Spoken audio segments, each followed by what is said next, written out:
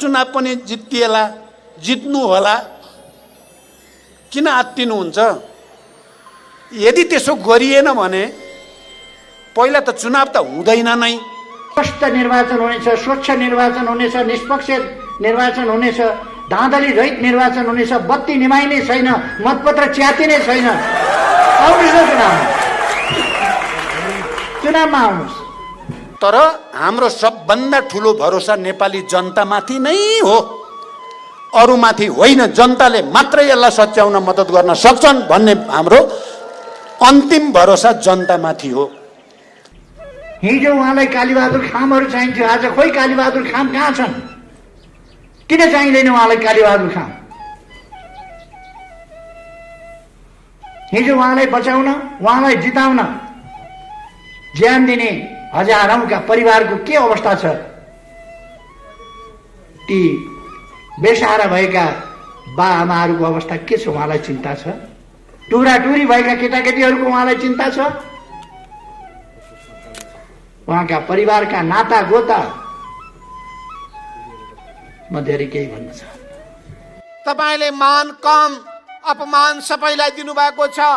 तपाईलाई मान सम्मान अरूलाई दिने तपाईको बानी रहेनछ। अपमान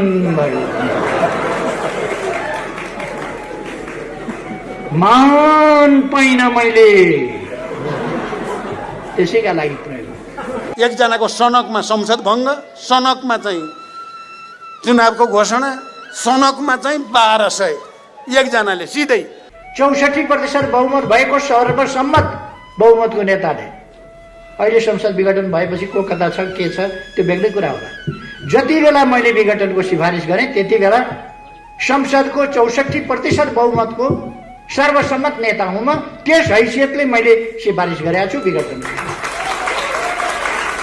अब मैले रानी पोखरी बनाई, त्यो केपी ओलीले रानी पोखरी बनाएको हो? त्यो त कालीगढहरूले बनाए नि।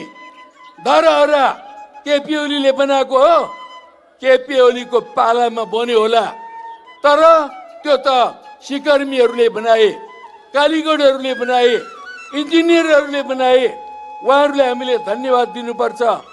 धरहरा केपी ओलीले बनायो भन्छन्, नचाहिने कुरा केपी ओलीले बनाएको हो र इन्जिनियरले बनाएको हो?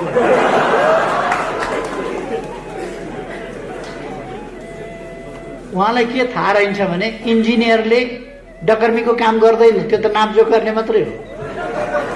डकर्मीले बनाएको हो तर इन्जिनियरले बनाउँछ, इँटा लाउँछ, के गर्छ भन्ने पर्या रहेछ उहाँलाई।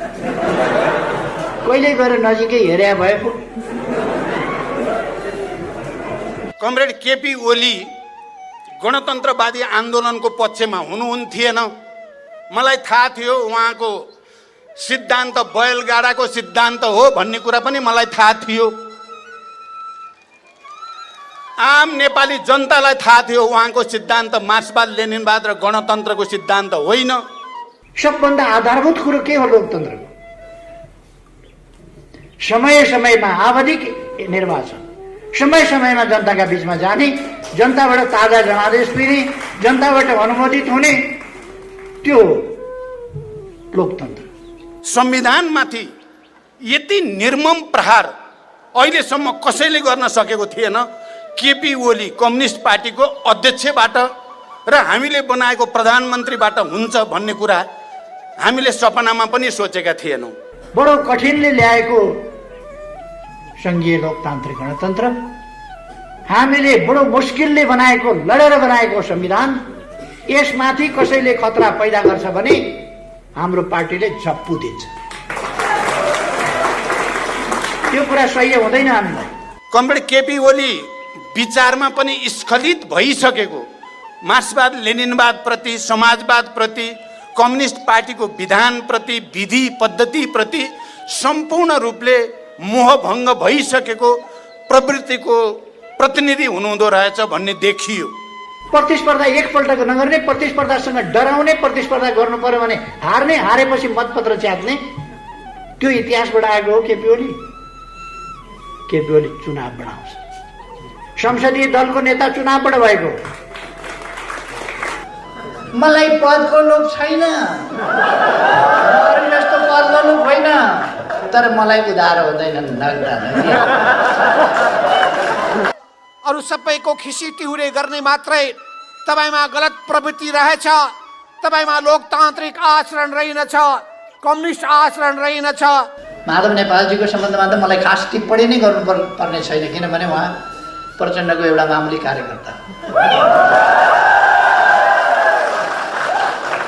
उहाँ कार्यकर्ता हुन जानुभएको छ।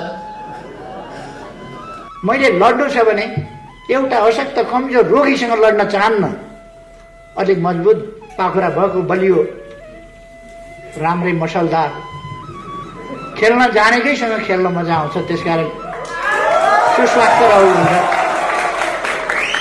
उहाँले भन्ने गरेको लोकतन्त्र पनि कति निरङ्कुश खालको रहेछ भन्ने कुरा अहिले प्रतिनिधि सभा जसरी उहाँले विघटनको सिफारिस गर्नुभयो र जसरी त्यसलाई घोषणा गरियो, त्यसबाट उहाँ लोकतन्त्रवादी होइन, उहाँ एउटा निरङ्कुश तानाशाह हो जसले यो देशलाई भडखारोमा हाल्न चाहेको छ भन्ने कुरा प्रमाणित भएको छ। कमरेडहरू र मित्रहरू, त्यस्ता झस्काहरू मान्छेलाई छन्, तर त्यति बेला कुखुरा खाने स्याल थियो। कुखुरा खाने स्याल भएका बेला कुखुरा हरायो भनेर स्याल नभएपछि अब कुखुरा हराउँदैन। केपी ओलीलाई पार्टीबाट निकाल्यौँ भन्ने घोषणा गर्नु उहाँले दिएको सदस्यता हो र मलाई।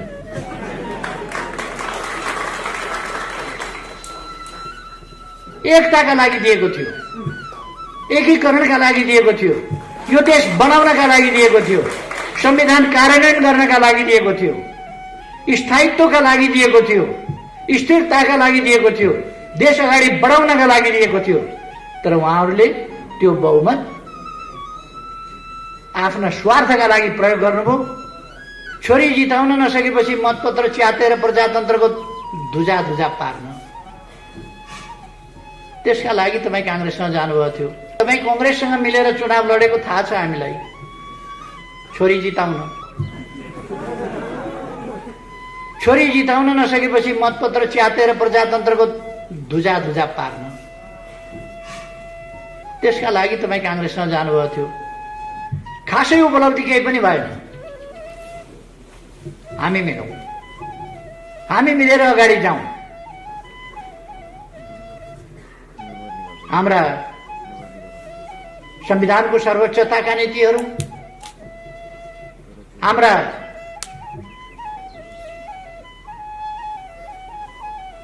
शान्तिपूर्ण सङ्घर्षको कार्यदिशा, यी कुराहरूमा अब सहमत भइसकेपछि अलग्गै बसेर अलग्गै जानुपर्ने अवस्था छैन।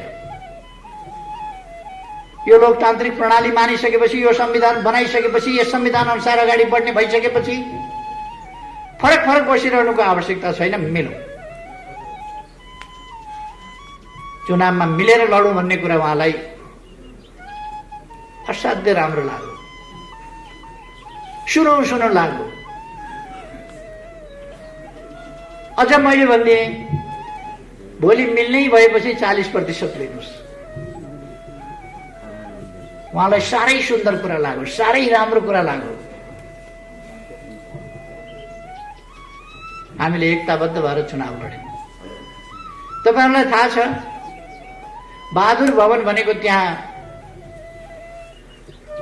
त्यो कान्तिपथ हुन्थ्यो, जमलभन्दा उत्तर, दरबारभन्दा पश्चिमतर्फ।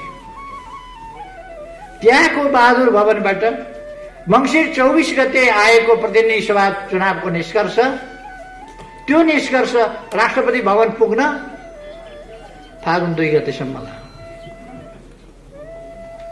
पैदल हिँडेर जाँदा 10 मिनटको बाटो,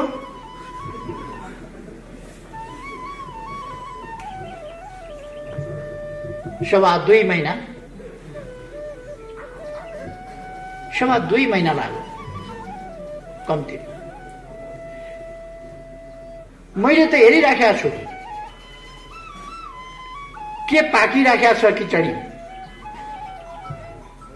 त्यति बेला पनि चुनाव मसँग मिलेर लड्ने, 40% लिएर लड्ने, कमला राम्रा मिठा ठाउँ छानी खाने, अनि सरकार बनाउन काङ्ग्रेससँग वार्ता गर्ने र हामीसँग बार्गेन गर्ने। मलाई त 5 वर्षको प्रधानमन्त्री दिन्छु भनेको छ। लाज लाग्नुपर्ने होइन? वामपन्थी मिलेर चुनाव लड्ने, दक्षिणपन्थीसँग मिलेर सरकार बनाउने, कस्तो अचम्मको तरिका हो। त्यो छोडिदियो। फागुन 3 गते म प्रधानमन्त्री हुँदा उहाँले मन्त्री बन्न कोही एकजना पनि नपठाएको तपाईँहरूले देख्नुभएको छ। के पाकिरहेको थियो भित्रभित्र त्यो तपाईँ अनुमान गर्न सक्नुहुन्छ, बुझ्न सक्नुहुन्छ।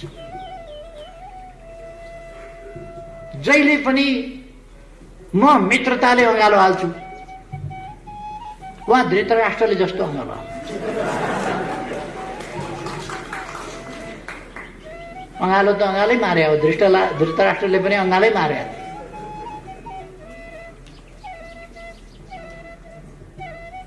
हाम्रो त्यही चलिरह्यो। उहाँको ध्यान कसरी कब्जा गर्ने, कसरी हत्याउने, त्यो मात्रै हुँदो रहेछ। मैले उहाँलाई अनेक सम्झाएँ, यो षड्यन्त्रकारी प्रवृत्ति छोड्नुहोस्, यो जाल जेल षड्यन्त्र र टिक्रमको राजनीति छोड्नुहोस्। राजनीति भनेको धोका र बेइमानी मात्रै होइन, त्यसैमा नकुद्नुहोस्। राजनीति भनेको इमान्दारिताका साथ देश र जनताको सेवा गर्नु, त्यसमा लाग्नु। यी 3 वर्षमा मेरा डोब साबुनका धेरै डल्लाहरू खर्च भए, धेरै स्याम्पू खर्च भयो, ड्रमका ड्रम पानी, ट्याङ्कीका ट्याङ्की पानी खत्म भयो। उहाँलाई धुँदा धुँदा सम्झाउँदा साबन लायो पखालो जस्ता हात, साबन लायो पखालो जस्ता हात। अन्तिममा तपाईँहरूले देखिहाल्नुभयो, अन्तिममा देख्नुभयो के हुँदो रहेछ। उहाँहरू बहुमत छ भन्दै हुनुहुन्छ। के को बहुमत छ उहाँहरू? के को? मैले एकताका लागि पार्टीभित्र माधव गुट छँदै थियो, मलाई थाहा थिएन र थाहा थियो नि माधव गुट छ। फेरि प्रचण्ड गुट, उसलाई उत्तिकै सिट दिँदाखेरि दुईटा मिल्दा बहुमत पुग्छ उता भन्ने मलाई थाहा थिएन र। अनि यति 55-56 वर्ष राजनीति गरेको, 50 वर्ष अगाडिदेखि एउटा नयाँ आन्दोलन, एउटा नयाँ अभियान थालेर आएको मान्छेलाई यतिका टिग्डम, उनीहरूले औलामा थुक्लाएर यस्तो गरेर सार्ने उठ्ने पर्छ। मैले त नबुझे जस्तो गरेर चुप लाएर बस्नु पर्यो। मेरो थुक यता औलामा सर देख्यौँ कस्तो जादु, यता औलामा सर देख्यौँ कस्तो जादु। यस्तो जादु उहाँहरूले धेरै देखाउनु ए अँ हो भन्दै बसेको, तर मैले देखेको छु औँला सट्ट सार्यो। उहाँहरूलाई मैले दिएको त्यो संख्या एकताका लागि दिएको थियो, एकीकरणका लागि दिएको थियो, यो देश बनाउनका लागि दिएको थियो, संविधान कार्यान्वयन गर्नका लागि दिएको थियो, स्थायित्वका लागि दिएको थियो, स्थिरताका लागि दिएको थियो, देश अगाडि बढाउनका लागि दिएको थियो। तर उहाँहरूले त्यो बहुमत आफ्ना स्वार्थका लागि प्रयोग गर्नुभयो। अपमान भयो, मान पाइन मैले, त्यसैका लागि प्रयोग।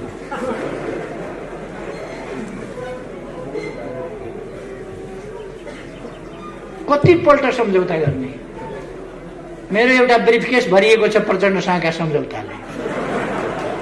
कतिवटा सम्झौता गर्ने?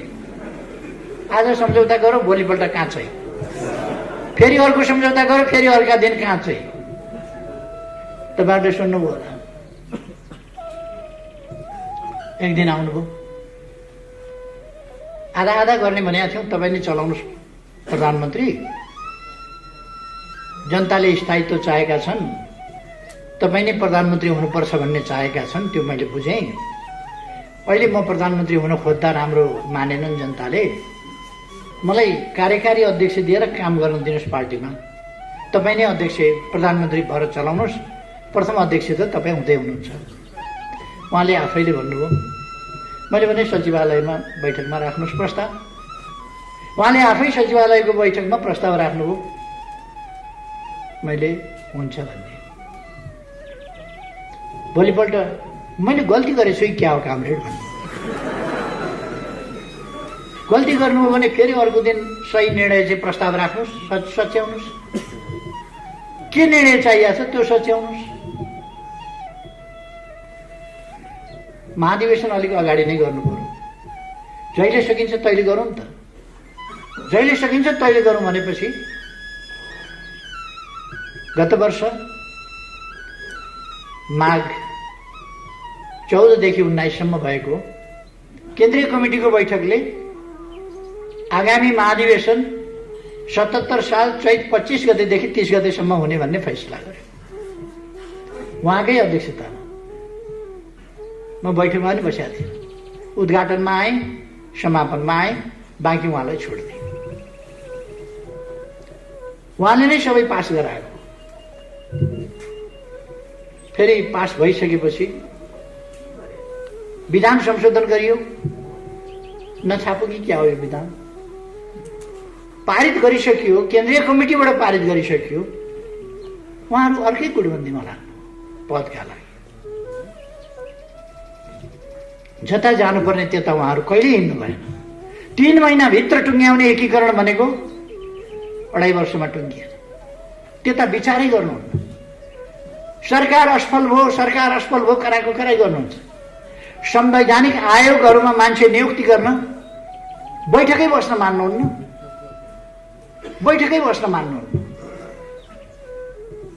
अन्तिममा मैले आजिर भएर अध्यादेश निकालेँ। अब मान्छु, अब खुरुखुरु सहमति साथ गर्ने भन्नु फिर्ता लिइदिनुहोस्।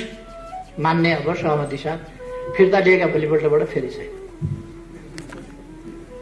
यसपल्ट फेरि मैले अध्यादेश जारी गर्नै पर्ने भयो।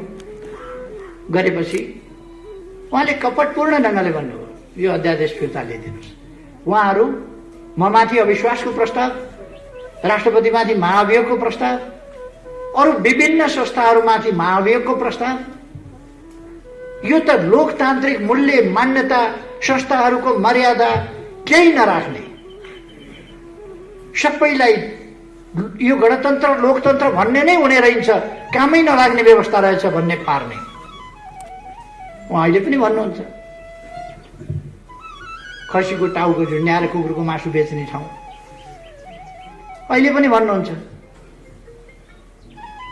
खासमा त्यसो भन्नुहुन्छ, तर अरू कसैले सुन्लान् कि भनेर कोही छ कि भनेर पनि हेर्नुहुन्छ वरिपरि। उहाँलाई फेरि बेच्नु, बजारमा अर्कै कुरा बेच्नु परेको छ। उहाँ अहिले महान शान्तिवादी देखा पर्नु भएको छ, महान परिवर्तनकारी देखिनु भएको छ, महान जनताको पक्षधर देखिन खोज्नु भएको छ। उहाँले युवाहरूलाई सेन्टिमेन्टमा ल्याएर आन्दोलनमा होमेर कतिका हात छैन, कतिका खुट्टा छैन, कति शरीरमा गोली बोकेर कसैको कमरको ढाडको हड्डी खुस्किएको छ, भाँचिएको छ, बिस्तारा परेका छन्। त्यस्तो जिन्दगी बिताउन कति कठिन हुन्छ उहाँलाई के थाहा। उहाँ त आफ्नो पोस्टका लागि मरिमेट्नु भएको छ, आफ्ना परिवारका लागि मरिमेट्नु भएको छ। मैले धेरै भनिरहनु पर्छ। त्यही उहाँको आत्मकेन्द्रित स्वार्थी प्रवृत्तिका कारणले उहाँ अत्यन्त देशप्रति गैर जिम्मेवार हुनुहुन्छ, जनताप्रति। हिजो आफूलाई साथ दिने साथीहरू, लड्ने बेलामा युवाहरू चाहिए। म तपाईहरुलाई सम्झाउन चाहन्छु, लोकेन्द्र बिष्ट एउटा योद्धा। कृषि गर्नुस् ठिक छ, आन्दोलनै छोडेर कृषि गर्नुपर्ने थिएन, तर त्यो योद्धाको मनै उहाँले भाँचिदिनु भएको छ। त्यसकारण कहिले कालो धान उमार्न जानुहुन्छ, कहिले ड्रागन फ्रुट उमार्न जानुहुन्छ। हिजो उहाँलाई कालीबहादुर खामहरू चाहिन्थ्यो, आज खोइ कालीबहादुर खाम कहाँ छन्? किन चाहिँदैन उहाँलाई कालीबहादुर खाम? हिजो उहाँलाई बचाउन, उहाँलाई जिताउन ज्यान दिने हजारौंका परिवारको के अवस्था छ? ती बेसहारा भएका बाआमाहरूको अवस्था के छ? उहाँलाई चिन्ता छ? टुक्राटुरी भएका केटाकेटीहरूको उहाँलाई चिन्ता छ? उहाँका परिवारका नाता गोता म धेरै केही भन्न चाहन्छु। तपाईहरु आफैले देख्नु भएको छ, भोग्नु भएको छ, म धेरै केही भन्नु छ। माधव नेपालजीको सम्बन्धमा त मलाई खास टिप्पणी नै गर्नु पर्ने छैन, किनभने उहाँ प्रचण्डको एउटा मामुली कार्यकर्ता हो। उहाँ कार्यकर्ता हुन जानुभएको छ। मलाई पदको लोभ छैन, म अरू जस्तो पद लोभ होइन, तर मलाई उधारो हुँदैन, नगदी हात उधारो म पत्याउँदिन, हाताहाती चाहिन्छ नगद। नगद के रहेछ भने त द्वितीय अध्यक्ष, द्वितीय एउटा खास परिस्थितिमा हामीले दुईटा अध्यक्ष बनाएका थियौं। एमालेको अध्यक्ष, माओवादीको अध्यक्ष, दुईटा मिलाएर अध्यक्ष बनाएका थियौं। दुईटा अध्यक्ष त्यसरी हामीले आन्दोलनलाई एकीकृत गर्नका लागि, आन्दोलन फुटाउन पनि दुईटा तीनटा अध्यक्ष चाहिन्छ। जुटाउन पो हामीले बनाएका थियौं त, फुटाउन पनि दुईटा तीनटा अध्यक्ष किन चाहियो?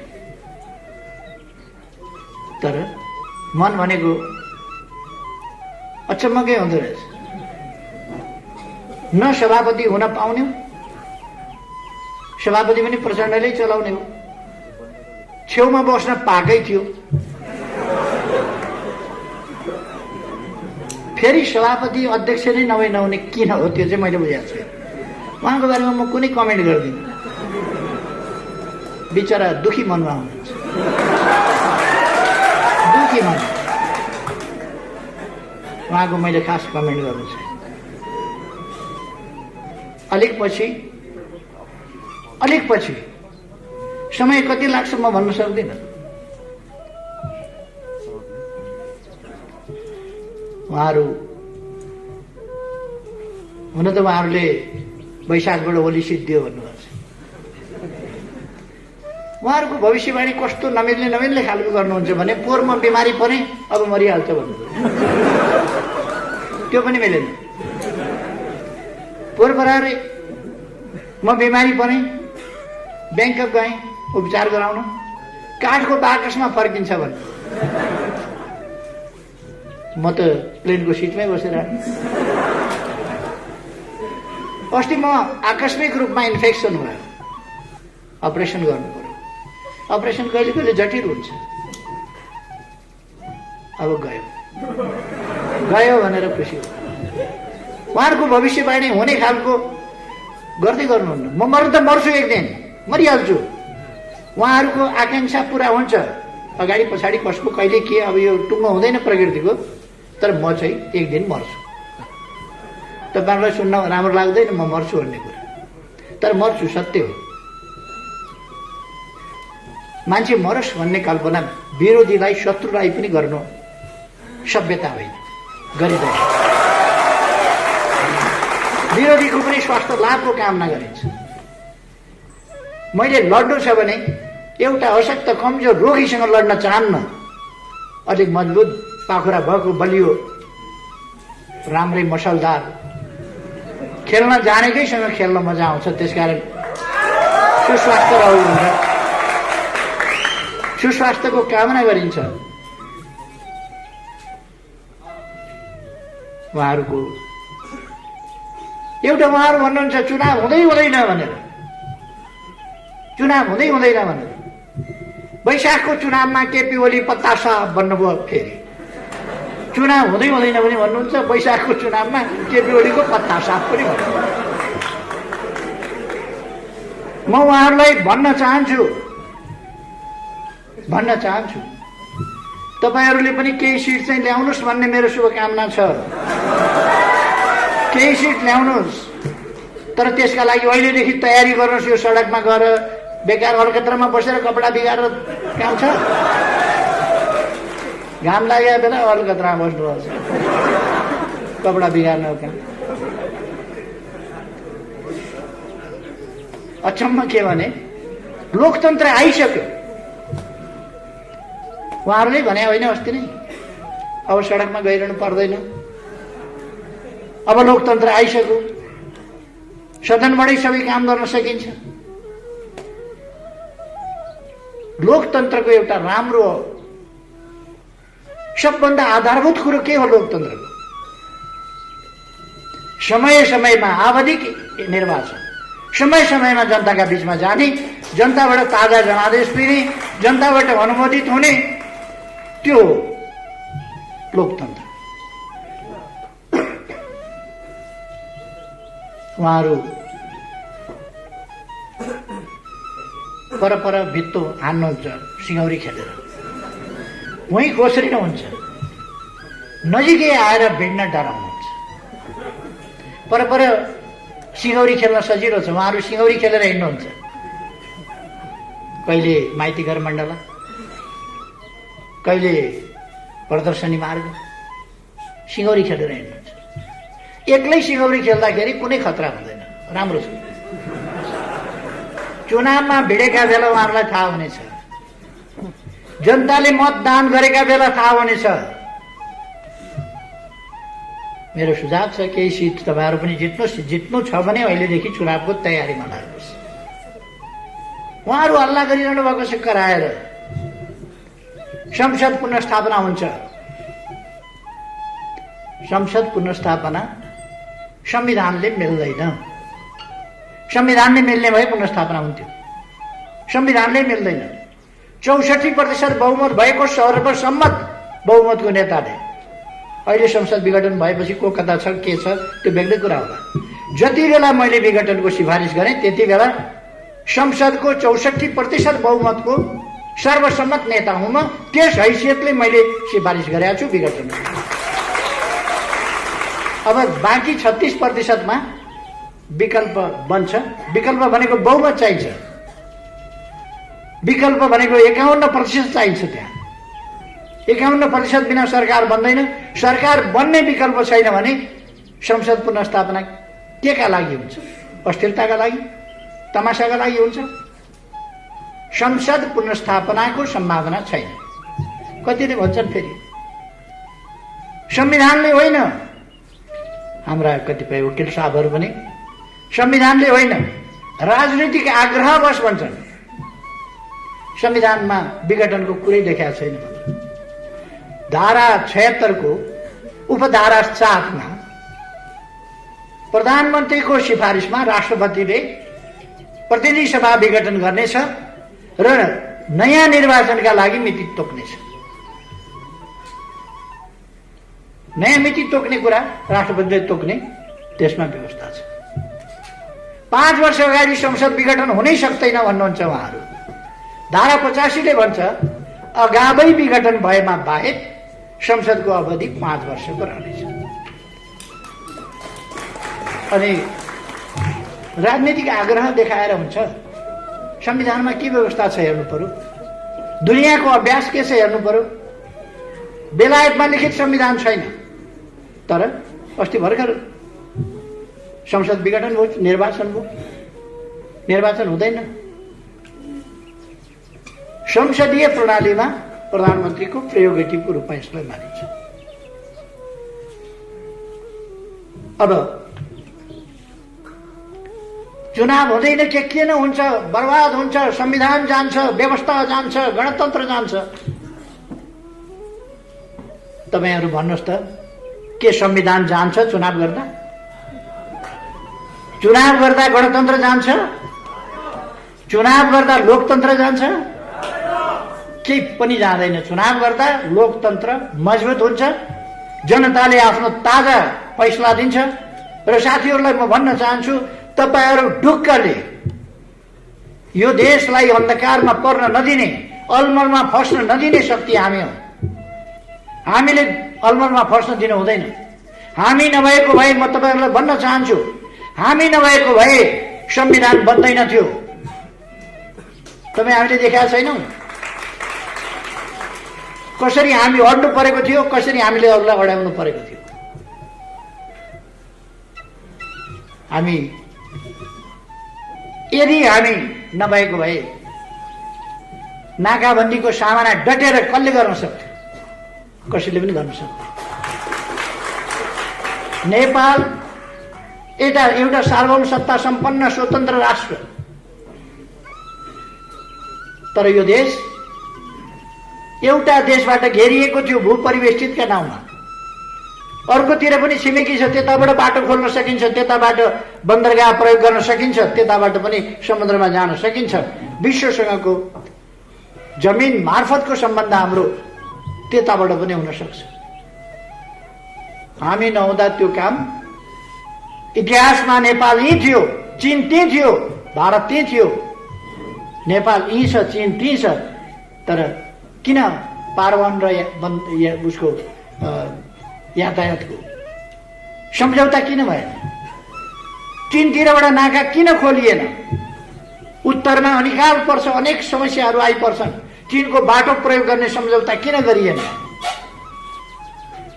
त्यसका लागि देशको स्वाभिमानलाई, देशको स्वाधीनतालाई र स्वतन्त्रतालाई सम्मान गर्ने र प्रयोग गर्ने आँट, ती कुराहरू चाहिन्छ। हामीले नै ती काम गर्यौँ। तपाईँ हामीले देखेका छौँ। मैले अनेक योजनाहरू सुरु गरेको थिएँ भूकम्पभन्दा पछि, म सरकारबाट हटाइएँ। त्यसपछि म फेरि चुनावपछि सरकारमा फर्केर आउँदा ती कुराहरू जहाँका तै जस्ताका तस्ता। रानी पोखरी शिलान्यास गरेको पहिलोपल्ट, फर्केर अर्कोपल्ट सरकारमा आउँदा त शिलान्यास गरेको ढुङ्गो बिस्तार सुकिराख्यो, केही भएको छैन। मै बनाउँछु मेरो धरहरा भन्ने एउटा राष्ट्रिय अभियान लान खोजेको थिएँ मैले। 35-36 करोड कति रुपियाँ उठ्याएको थियो। त्यो अभियानको रूपमा जान पाएन। धरहराको खण्डहरू जस्ताको जस्तो। अब केही महिनापछि साथीहरू 22 तला माथि चढेर धरहराबाट काठमाडौँ सहर घुमिघुमिकन हेर्नुहोस्, आनन्दले हेर्नुहोस्, घुमिघुमिकन काठमाडौँ। हाम्रो इतिहासदेखिको धरहरा, उहिलेदेखिको धरहरा पटक पटक भत्कियो। अब नभत्किने गरी बनेको छ धरहरा, अब भत्किँदैन। लोकतन्त्र पहिले खोसियो, मान्छेहरूलाई अलिअलि झस्को छ। 17 सालमा लोकतन्त्र खोसियो, पछि 59 साल, 58 साल र 61 सालमा लोकतन्त्र खोसियो। त्यस्ता झस्काहरू मान्छेलाई छन्, तर त्यति बेला कुखुरा खाने स्याल थियो। कुखुरा खाने स्याल भएका बेला कुखुरा हरायो भनेर स्याल नभएपछि अब कुखुरा हराउँदैन। त्यस बेला राज संस्था थियो, अब राज संस्था छैन। त्यसकारण यहाँ कसैले खोज्न सक्दैन। अर्को कुरा, त्यस बेला जनता पर्याप्त सचेत थिएन, जनता त्यति सङ्गठित थिएन, जनता त्यति एकजुट भएर आन्दोलनमा उत्रिन सक्ने अवस्था थिएन। त्यसै कारण लोकतन्त्र खोसिन्थ्यो। अब जनता सचेत छ, सङ्गठित छ,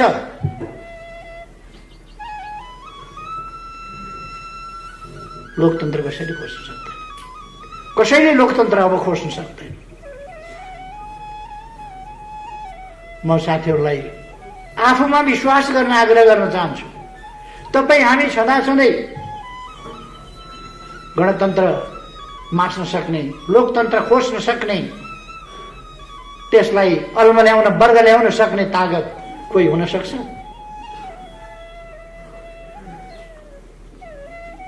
म धेरै कुरा केही भनिरहन आवश्यक देख्दिनँ। अहिले मैले केही पूर्वानुमान धेरै गर्नु पनि छैन। तर अब चुनाव हुन्छ। केही मान्छेहरू किन उताउलिएका हो मलाई थाहा छैन। अहिले चुनाव घोषणा भएपछि मैले प्रचण्डलाई भने चुनाव घोषणा भएको छ, मिलेर चुनावमा जाउँ। हाम्रा बीचका अन्तर्विरोध थिए भने पनि ती अब चुनावले टुङ्ग्याउँछ।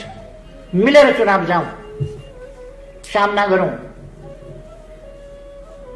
उहाँ मान्नु भएन। उहाँहरूले त केपी ओलीलाई पार्टीबाट निकाल्यौँ भन्ने घोषणा गर्नु।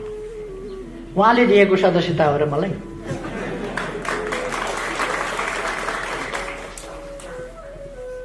म जेलमा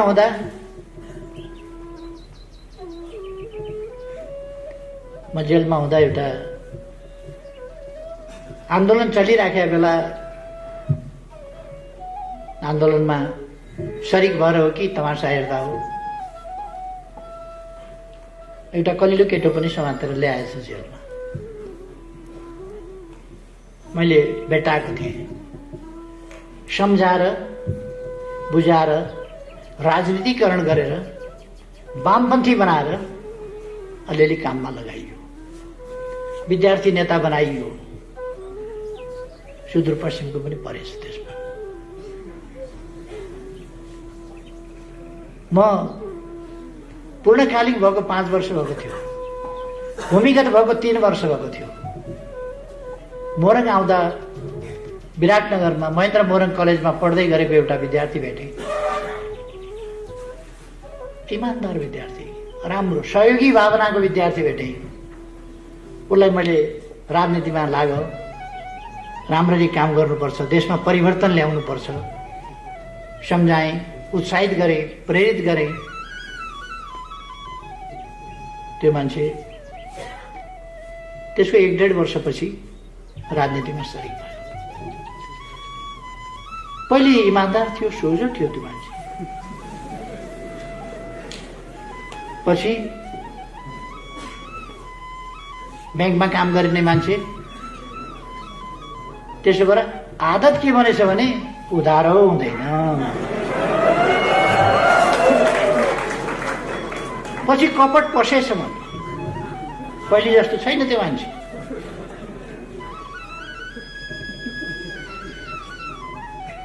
मैले धेरै केही नभनौँ,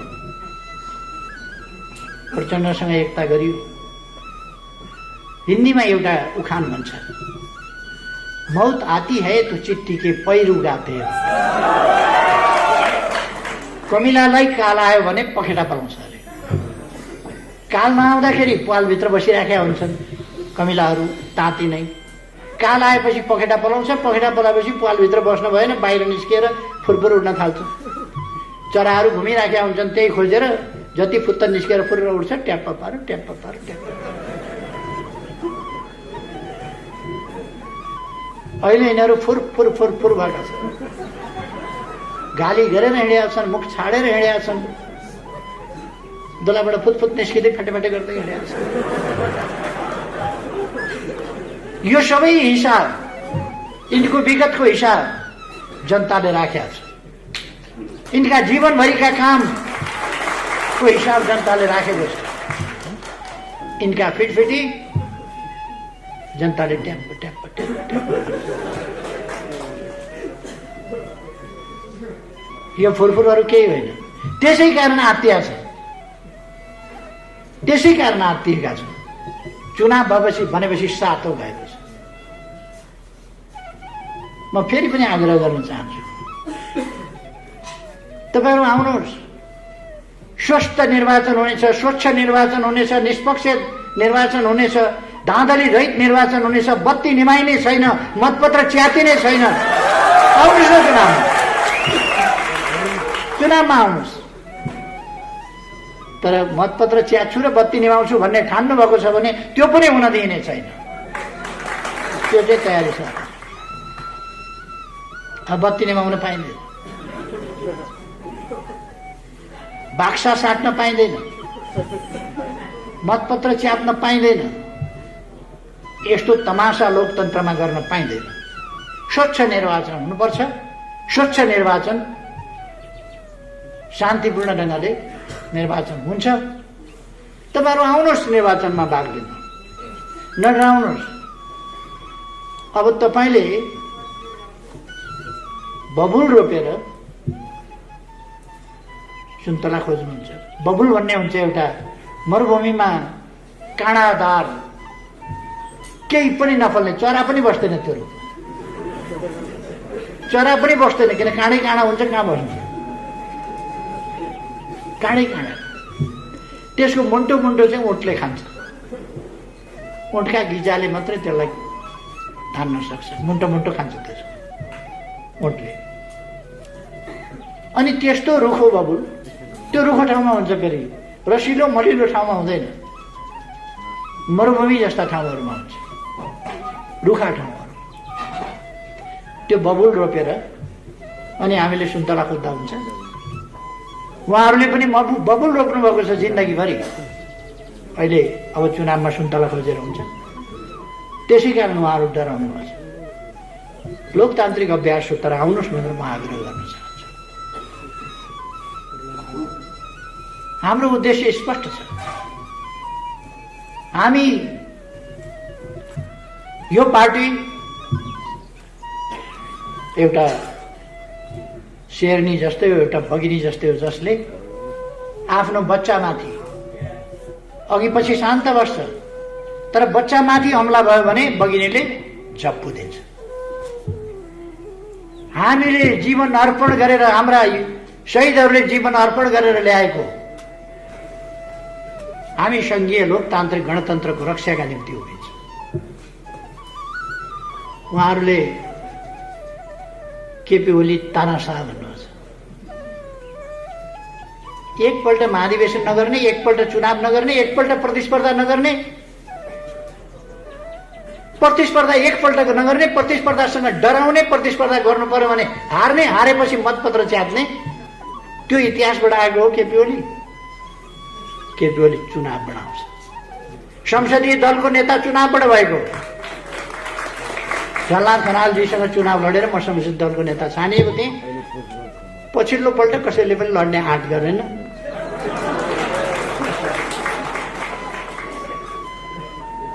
माधव नेपालजीसँग 9औं महाधिवेशनमा चुनाव लडेर अध्यक्ष भएको हुँ। म आँखा देख्दैन थिएँ, ठिक हो, त्यस बेला आँखा देख्दैन थिएँ, मेरो आँखामा फुलो परेको थियो, दुईटै आँखामा औषधिको कारणले। त्यो हटाएपछि ठिक हो। उहाँहरूले प्रचार गर्नुभयो, यो आँखा पनि देख्दैन। उहाँहरूले प्रचार गर्नुभयो, यो हिँड्न पनि सक्दैन। हो, म हिँड्न सक्ने थिइनँ, दौड्न सक्ने थिइनँ, तर देश चलाउने भनेको दौड प्रतियोगितामा अगाडि जानेले देश चलाउने हो र?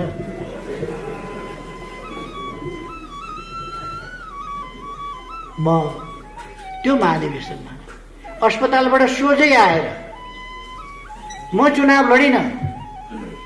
माधव नेपालसँग तपाईँहरू चुनाव लड्नुभयो, जिताउनु। म त के चुनाव लड्ने, म त बस्ने बाहेक उठ्न नसक्ने हालतमा थिएँ, समातेर हिँडाउनु पर्थ्यो, त्यो हालतमा थिएँ म।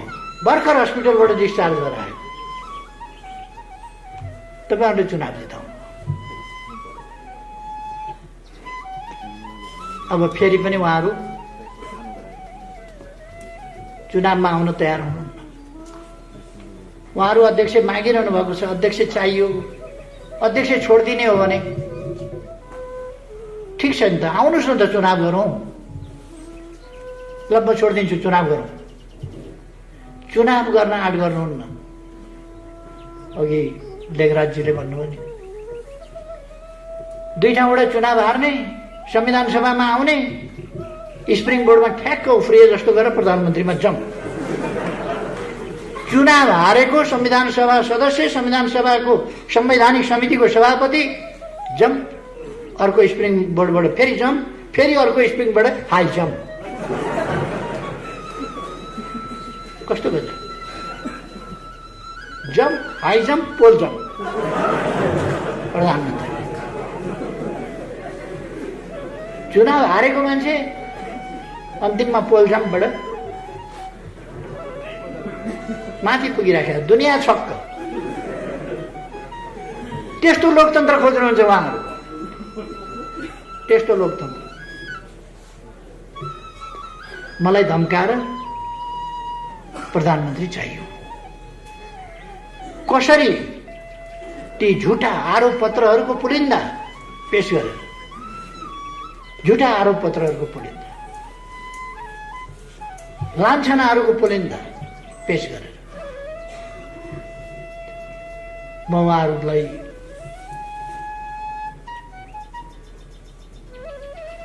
कुनै लान्छना लगाइरहन चाहन्न। किनभने कसैले नदेखा भए पो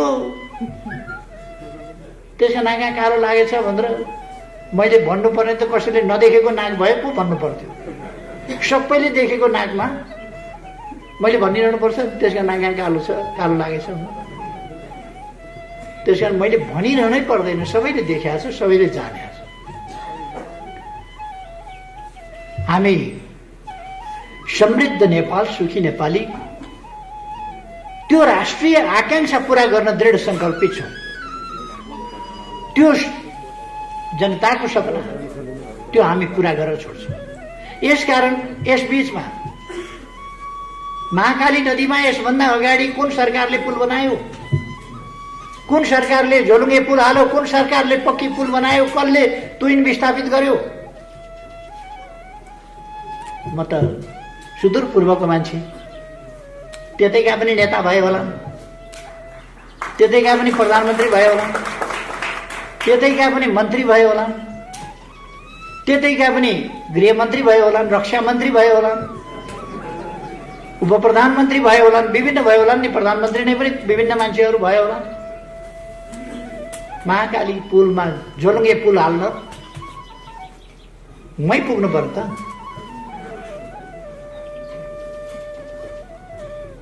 अनि विभिन्न बाटोहरूको सञ्जाल बनाउन, बाटाहरू विस्तार गर्न उहिलेको थियो भन्ला। गफ गर्नलाई त कति सजिलो रहेछ। हिजो झलनाथ खनालजीले भाषण गर्नुभयो नि, धराहरा केपी ओलीले बनायो भन्छन्, नचाहिने कुरा केपी ओलीले बनाएको हो र इन्जिनियरले बनाएको हो।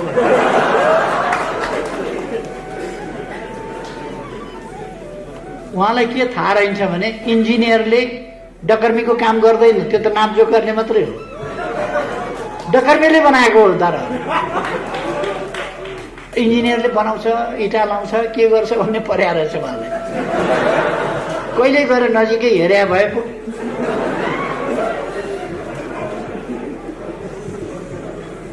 त्यो कसले काम गर्छ भनेर हेर्नु पर्यो नि, त्यो थाहा पाउनु पर्यो नि। हुन त उहाँहरू त्यसो भन्नु होला। अहिले 4,4500 किलोमिटर डबल लेन, 4 लेन, 6 लेनका बाटाहरू बनाएका छन्। तर यहाँ धनगढीको बाटो 6 लेनको बनेको छ। कोहलपुर नेपालगञ्ज तपाईँहरूले देख्नुभएको छ। कपिलवस्तु जाने बाटो देख्नुभएको छ। भैरवाई एयरपोर्टबाट कपिलवस्तु जाने बाटो तपाईँहरूले देख्नुभएको छ। पथलैया वीरगञ्जको बाटो देख्नुभएको छ। बुटौलबाट नारायणघाट आउने बाटो, पूर्व पश्चिम राजमार्ग चौडा गरिँदै गरेको देख्नुभएको छ तपाईँहरूले। पूर्व पश्चिम रेल मार्ग बन्दै गरेको तपाईँहरूले देख्नुभएको छ। हामीले उहिले रेलहरू थियो नेपालमा, अरे अहिलेको समयमा फेरि हामीले रेल किनेका छौँ, रेल मार्ग बनाएका छौँ, रेल सुरु गरेका छौँ। अब केही दिनभित्र हामी शिलान्यास गर्दैछौँ। पूर्व पश्चिम रेल बन्दैछ, उत्तर दक्षिण रेल बन्दैछ, केरुङ काठमाडौँ बन्दैछ, डिपिआर सकियो, भारतबाट रक्सोलबाट काठमाडौँ आउने रेल, विभिन्न एयरपोर्टहरू चौडा हुँदैछन्। धनगढी एयरपोर्ट तपाईँहरूले देख्दा देख्दै राति उड्ने बनाइया छ। सुर्खेत एयरपोर्ट तपाईँहरूले देख्नुभएको छ। विभिन्न एयरपोर्टहरू राति पनि उड्ने सुविधा, विस्तार, नयाँ एयरपोर्टको निर्माण तीव्र गतिले तपाईँहरूले देख्नुभएको छ। हामीले चाँदनी दोधारामा अर्को सुखा बन्दरगाह त्यहाँ निर्माण गर्दैछौँ, औद्योगिक क्षेत्र त्यहाँ निर्माण गर्दैछौँ दैजीमा। यस्ता कामहरू नयाँ नयाँ कामहरू भइरहेका छन्। हामीले एकैचोटि एकै दिनमा 396 हस्पिटल उद्घाटन गर्ने भन्यो। विभिन्न प्राविधिक कारणले कतिवटा हस्पिटल भोलिपल्ट मात्रै हामीले उद्घाटन गर्न सक्यौँ, तर 309वटा हस्पिटल देशभरिमा एकै दिन हामीले शिलान्यास गर्यौँ। एकै दिन 309वटा। यो ऐतिहासिक रेकर्ड होइन। 72 साल वैशाखमा भुइँचालो गयो। मैले कानुन बनाएर पुनर्निर्माण प्राधिकरण निर्माण गरेर काम सुरु गरेको थिएँ, मलाई हटाइयो। फर्केर आउँदा के भएको छ भन्दा केही पनि भएको छैन, जस्ता तस्तै। अहिले हामीले 7 लाख घर निर्माण गरेर जनतालाई हस्तान्तरण गर्यौँ। 7 लाख घर निर्माण गरेका छौँ, स्कुल कलेजहरू निर्माण गरेका छौँ, स्वास्थ्य चौकीहरू निर्माण गरेका छौँ, अस्पतालहरू निर्माण गरेका छौँ। स्कुल कलेज मैले भनिसकेँ। विद्यालयका कतिपय क्षतिग्रस्त, विश्वविद्यालयका क्षतिग्रस्त भवनहरू निर्माण गरेका छौँ। पुरातात्विक महत्त्वका मठ मन्दिर मस्जिद विभिन्नलाई पुनर्निर्माण गरेका छौँ। यो तपाईँहरूले देख्नुहोस्। 12 वर्षमा आँधीहुरी आएर 869 छाप्राहरू उडायो। अहिले हामीले टोयलेट बाथरुम सहितका 869 पक्की घरहरू बनाएर ती विस्थापित भएका जनतालाई फेरि आवास हस्तान्तरण गरेका छौँ। यति तीव्रताका साथ कसैले कहिल्यै गरेको थियो? यति तीव्रताका साथ कहिल्यै काम भएको थियो?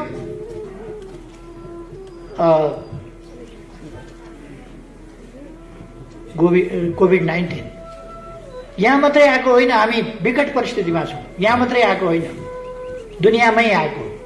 तर हामीले मृत्यु दरमा कमी, फैलिन नदिने प्रयास, एउटा टेस्ट गर्ने अवस्था थिएन यहाँ सुरु हुँदाखेरि। अहिले 68 ठाउँबाट एकैचोटि 25,000 को परीक्षण एकै दिनमा हुन्छ। त्यो स्थिति हामीले बनाएको छौँ। अहिले नियन्त्रण गर्दै मृत्यु हुनेको सङ्ख्या पनि घटेको छ, सङ्क्रमण हुनेको सङ्ख्या पनि घटेको छ र निको हुनेको सङ्ख्या चाहिँ बढेको छ। त्यो यहाँहरूले देख्नुहोस्। दिनैपछि यो रिपोर्टहरू आइराखेका छ।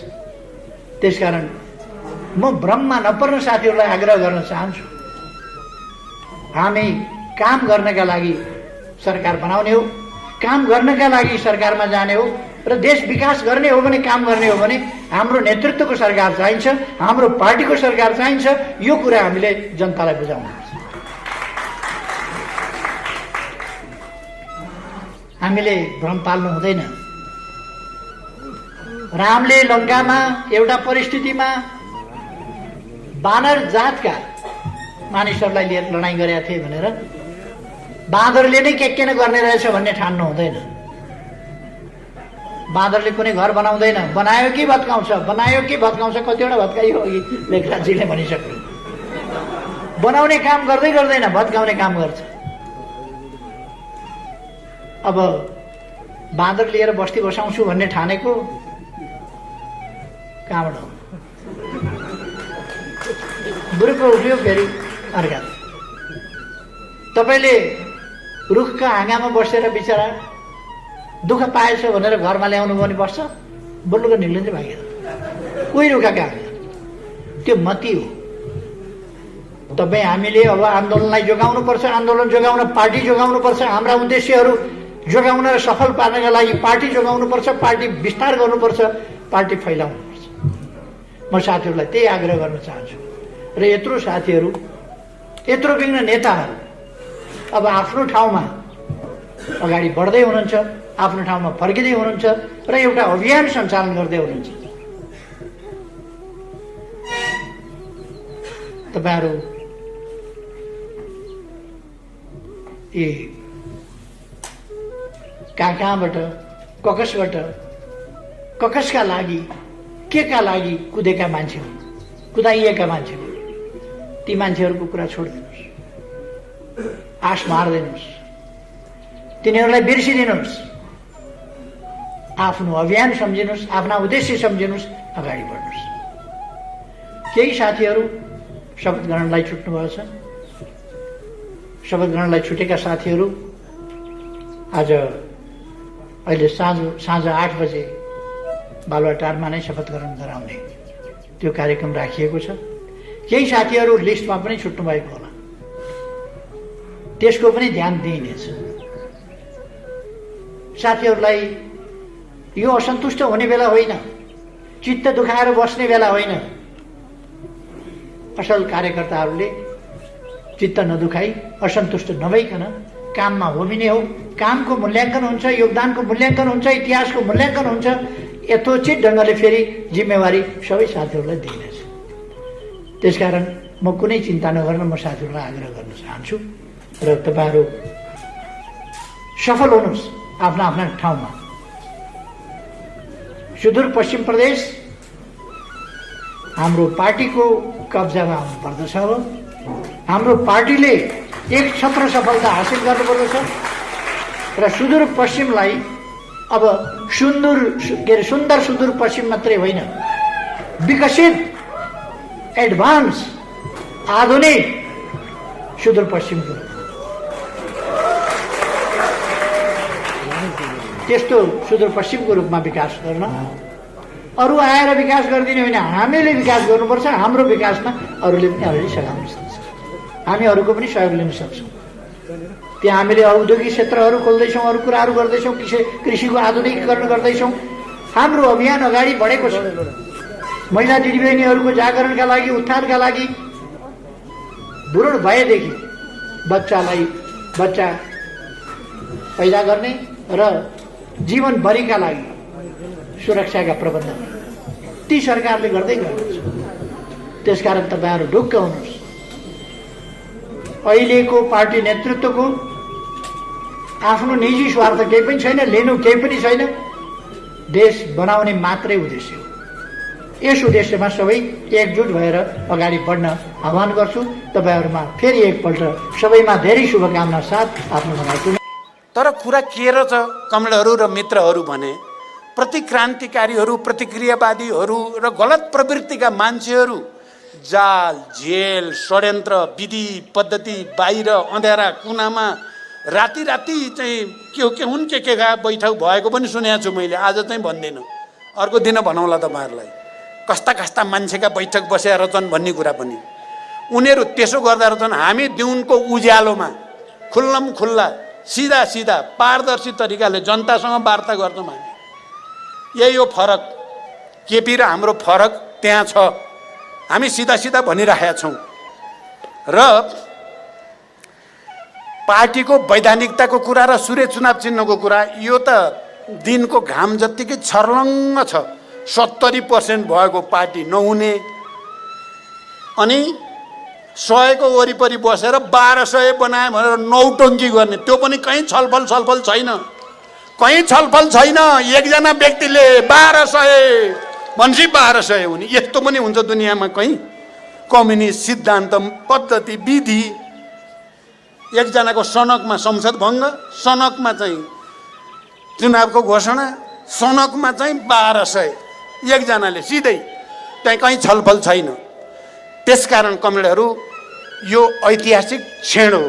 हामी जति सशक्त रूपले अगाडि बढ्छौँ त्यति छिटो यो सच्याइन्छ।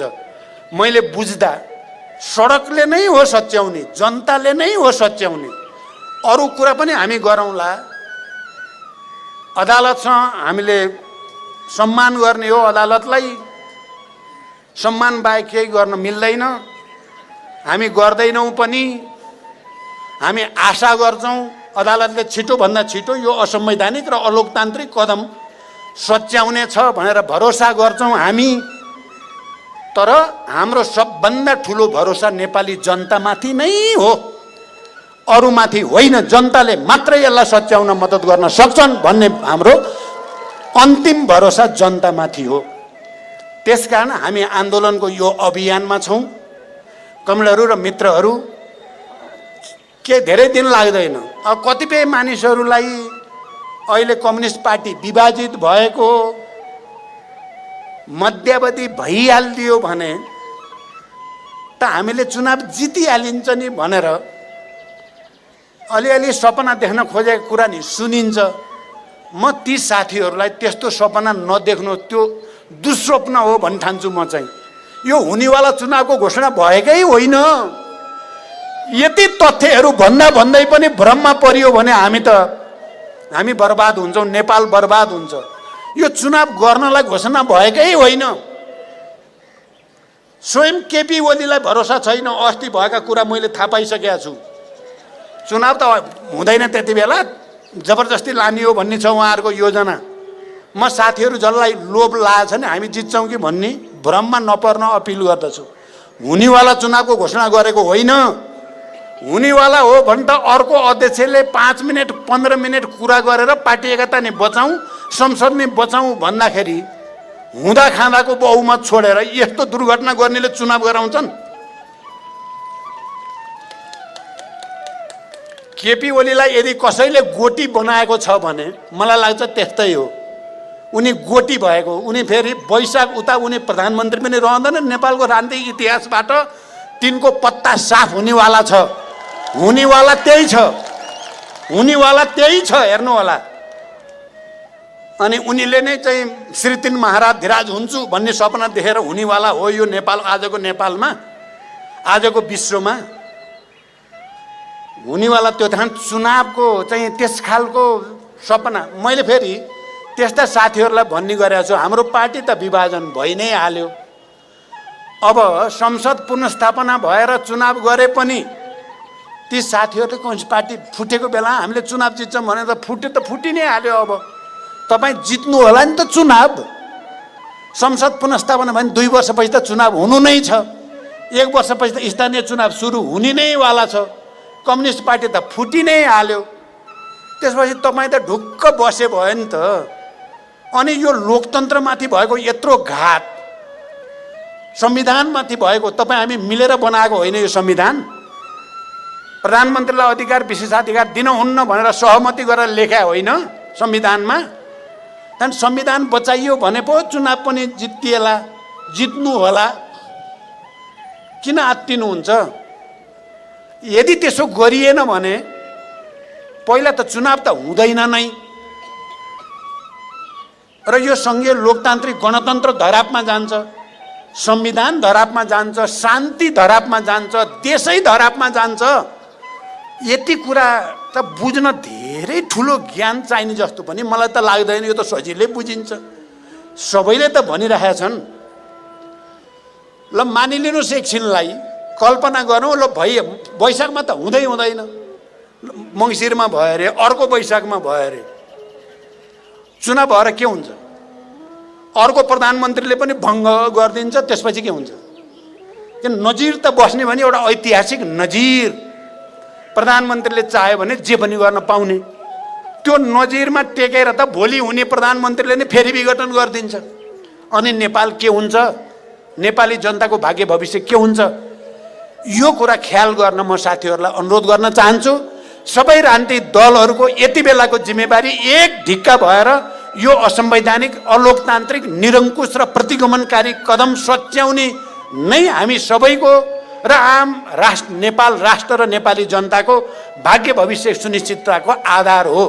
त्यसकारण म उहाँहरूसँग हातेमालो गर्न, उहाँहरूसँग सहकार्य गर्न, यसलाई सच्याएर अनि फेरि मिलेर जान म अपिल गर्न चाहन्छु। यो मेरो गम्भीर अपिल हो। यसलाई गम्भीरतापूर्वक लिइदिन पनि म सबै राजनीतिक दलका नेता साथीहरूलाई अनुरोध गर्न चाहन्छु। म सबैसँग विनम्रतापूर्वक अनुरोध गर्न चाहन्छु। यो लडाईँ हामी सबैको लडाईँ हो। झन्डै 7 दशकदेखि हामीले झन्डै 70 वर्ष लामो कहिले सशस्त्र, कहिले शान्तिपूर्ण, कहिले जनयुद्ध, कहिले जनआन्दोलनको प्रक्रिया हुँदै अन्ततः अहिलेसम्म विश्वले मानेको सबैभन्दा लोकतान्त्रिक विधि संविधान सभाद्वारा संविधान बनाउने विधि, संविधान बनाउने सबभन्दा लोकतान्त्रिक विधि मार्फत हामीले संविधान निर्माण गर्यौं र त्यो संविधान सङ्घीय लोकतान्त्रिक गणतन्त्रको संविधान भयो। प्रणालीको हिसाबले सङ्घीय लोकतान्त्रिक गणतन्त्र र संविधान सभाबाट संविधान, यो दुवै नै अहिलेसम्म नेपाली जनताले, नेपालका जनताका हजारौँ छोराछोरीहरूले रगत बगाएर बलिदान दिएर हासिल गरेको उपलब्धिको केन्द्रित अभिव्यक्ति हो। 70 वर्ष लामो सङ्घर्षको परिणाम हो। तर मानिसहरूले सोचेका थिए, जति बेला हामीले गठबन्धनको घोषणा गऱ्यौँ, पार्टी एकताको घोषणा गऱ्यौँ, त्यति बेला जनताले सोचेका थिए अब कम्युनिस्टहरूलाई मत दिएपछि, यो गठबन्धन र पार्टी एकताको सङ्कल्पलाई समर्थन गरेपछि हाम्रो राजनैतिक व्यवस्था स्थायी हुनेछ, हामी कहाँ राजनैतिक स्थायित्वको एउटा नयाँ युगको प्रारम्भ हुनेछ, विकास र समृद्धिको, सामाजिक न्याय र सद्भावको एउटा नयाँ युगको प्रारम्भ हुनेछ, समाजवाद निर्माण गर्ने, समाजवादको आधार तयार पार्ने एउटा युगान्तकारी प्रक्रिया अगाडि बढ्नेछ। यो भरोसा नेपाली जनताले हामीमाथि लिएको थियो। म नेपाली जनताको अगाडि आज उभिएर 3 वर्ष बित्दा नबित्दै हामीले नै बनाएको र हामीले नै पार्टीले नै अगाडि सारेको प्रधानमन्त्रीबाट 70 वर्ष लामो सङ्घर्ष र बलिदानबाट प्राप्त भएको संविधान र सङ्घीय लोकतान्त्रिक गणतन्त्रमाथि प्रहार भयो भनेर म तपाईँहरूको अगाडि उभिएर बोल्दै गर्दा म वस्तुत तपाईँहरूसँग थोरै क्षमा याचना गर्न चाहन्छु। मैले नै हो वाम गठबन्धन र पार्टी एकताको प्रस्ताव लिएर केपी ओली कहाँ गएको। मलाई थाहा त थियो कमरेड केपी ओली गणतन्त्रवादी आन्दोलनको पक्षमा हुनुहुन्थेन। मलाई थाहा थियो उहाँको सिद्धान्त बैलगाडाको सिद्धान्त हो भन्ने कुरा पनि मलाई थाहा थियो। आम नेपाली जनतालाई थाहा थियो उहाँको सिद्धान्त मार्क्सवाद लेनिनवाद र गणतन्त्रको सिद्धान्त होइन, बैलगाडावाला सिद्धान्त, बैलगाडामा चढेर अमेरिका जान सकिँदैन भन्ने सिद्धान्त मलाई थाहा थियो। उहाँ सङ्घीयताको विरोधी हो भन्ने पनि मलाई थाहा थियो। उहाँ धर्मनिरपेक्षता विरोधी हो भन्ने पनि मलाई थाहा थियो। तर उहाँले भन्ने गर्नुहुन्थ्यो अब आँधी आयो, हुरी आयो, मैले पनि मान्दिएँ अब भन्ने गर्नुहुन्थ्यो र मैले त्यसलाई विश्वास गरेको थिएँ। उहाँले सङ्घीय लोकतान्त्रिक गणतन्त्र मानिदिनु भयो, उहाँको मनले चाहिँ मानेको थिएन। तर आँधी हुरी जनताको आयो, आन्दोलनको विशाल महासागर आयो, उहाँ त्यसैमा बगिदिए भन्नुहुन्थ्यो उहाँले। तर आज घटनाक्रमले के पुष्टि गर्यो भने उहाँ बैलगाडामै हुनुहुन्छ। उहाँ हिजोकै गणतन्त्र विरोधी, सङ्घीयता विरोधी, धर्मनिरपेक्षता विरोधी, समावेशी र समानुपातिक सिद्धान्त र मान्यता विरोधी, प्रतिगमनकारी ठाउँमा नै हुनुहुन्छ भन्ने देखियो। यस अर्थमा म तपाईँ नेपाली दिदीबहिनी दाजुभाइहरूको अगाडि हामीले उहाँलाई सच्चिए होला भन्ठान्यौँ। तर अहिले तपाईँहरूसँग उभिएर प्रतिगमन विरोधी आन्दोलनमा सहभागिताको निम्ति अपिल गर्दै गर्दा कहीँ न कहीँ मलाई थोरै अप्ठ्यारो महसुस भएको छ र म तपाईँहरूसँग क्षमा याचना पनि भन्न चाहन्छु। यति छिटो संविधानमाथि यति निर्मम प्रहार अहिलेसम्म कसैले गर्न सकेको थिएन। केपी ओली कम्युनिस्ट पार्टीको अध्यक्षबाट र हामीले बनाएको प्रधानमन्त्रीबाट हुन्छ भन्ने कुरा हामीले सपनामा पनि सोचेका थिएनौँ। तपाईँहरू सबैलाई थाहा भइसकेकै छ। मभन्दा पहिला बोल्ने उद्घोषक कमरेडदेखि आफ्नो अध्यक्षको आसन ग्रहण गर्दै गर्दा कमरेड नारायण काजी श्रेष्ठ र अनि कमरेड झलनाथ खनाल र कमरेड माधव कुमार नेपालले धेरै कुरा राखिसक्नु भएको छ। समय घर्किँदै पनि छ, म लामो व्याख्या गर्न सम्भव देखिरहेको छैन। तर मैले केही कुरा भन्नै पर्छ। पहिलो कुरा त कमरेड केपी ओलीले कम्युनिस्ट आदर्श मूल्य मान्यता, त्यसको विधि विधान, किनकि कम्युनिस्ट पार्टी भनेको विचार र विधिको संयोजनबाट चल्ने पार्टी हो। कमरेड केपी ओली विचारमा पनि स्खलित भइसकेको, मार्क्सवाद लेनिनवाद प्रति, समाजवाद प्रति, कम्युनिस्ट पार्टीको विधान प्रति, विधि पद्धति प्रति सम्पूर्ण रूपले मोहभङ्ग भइसकेको प्रवृत्तिको प्रतिनिधि हुनुहुँदो रहेछ भन्ने देखियो। अर्को उहाँले भन्ने गरेको लोकतन्त्र पनि कति निरङ्कुश खालको रहेछ भन्ने कुरा अहिले प्रतिनिधि सभा जसरी उहाँले विघटनको सिफारिस गर्नुभयो र जसरी त्यसलाई घोषणा गरियो त्यसबाट उहाँ लोकतन्त्रवादी होइन, उहाँ एउटा निरङ्कुश तानाशाह हो जसले यो देशलाई भडखारोमा हाल्न चाहेको छ भन्ने कुरा प्रमाणित भएको छ। कमरेडहरू र मित्रहरू, अहिले केपी ओलीले जो सिफारिस गर्नुभयो यो बिल्कुल संविधानको मर्म, भावना र अक्षरका विरुद्ध छ। त्यसकारण मैले के भन्छु भने अहिले जबरजस्ती भनिएको छ, हुँदै नभएको संविधानमा हुँदै नभएको अधिकार, हुँदै नभएको व्यवस्थालाई प्रयोग गरेर कमरेड केपी ओलीले सदन विघटनको जो प्रस्ताव गर्नुभएको छ त्यो गलत छ। सदन भङ्ग भएको छैन। हामी मान्य सदस्यहरू अहिले पनि जीवित छौँ। मैले भन्ने गरेको छु भङ्ग भएको त केपी ओलीको सरकार हो। संविधान विरोधी काम गरेर केपी ओलीले आफूले आफूलाई विघटन गराएका छन्। केपी ओलीले इतिहासमा कलङ्कको टीका लगाएका छन्। त्यो कहिल्यै मेटिने छैन जबसम्म केपी ओलीले पश्चाताप गर्ने छैनन्।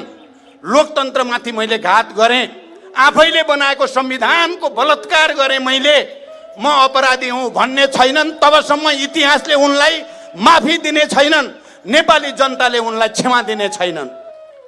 आदरणीय कमरेडहरू, आज पौष 14 गते भन्दाखेरि मलाई 2037 साल चैत्रको 14 र 24 गतेको सम्झना भइरहेको छ। जुन बेलामा पञ्चायती निरङ्कुश शासनका विरुद्धमा विद्यार्थीहरू अनरा शिविरको 5औं र 6औं यी दुईटै सङ्घर्षको मैदानमा उत्रिएका थिए। आजको दिनमा यहाँ तपाईँहरूको सामुमा उपस्थित भइरहँदा मलाई यो पौष 5 गतेका दिनमा चालिएको जो प्रतिगामी कदम छ त्यो कालो दिनका विरुद्धमा मङ्सिर 5 गतेका दिनमा बुटवलको प्राङ्गणमा भएको विशाल जनसभाको सम्झना भइरहेको छ। जुन आन्दोलन गणतन्त्रका विरुद्धको आन्दोलनलाई मैले नै सम्बोधन गरेको थिएँ र मैले भनेको थिएँ कि अब राजतन्त्रको आयु पुग्यो र म आज भन्न चाहन्छु निरङ्कुश बाटो समातेका केपी ओली एन्ड प्रवृत्तिको पनि आयु पुग्यो। अब नेपाली जनता यस्ता निरङ्कुश प्रवृत्तिका विरुद्ध र दृढताका साथ उभिएका छन्, त्यसलाई सहनका लागि तयार छैनन्। एउटा प्रश्न खडा भएको छ।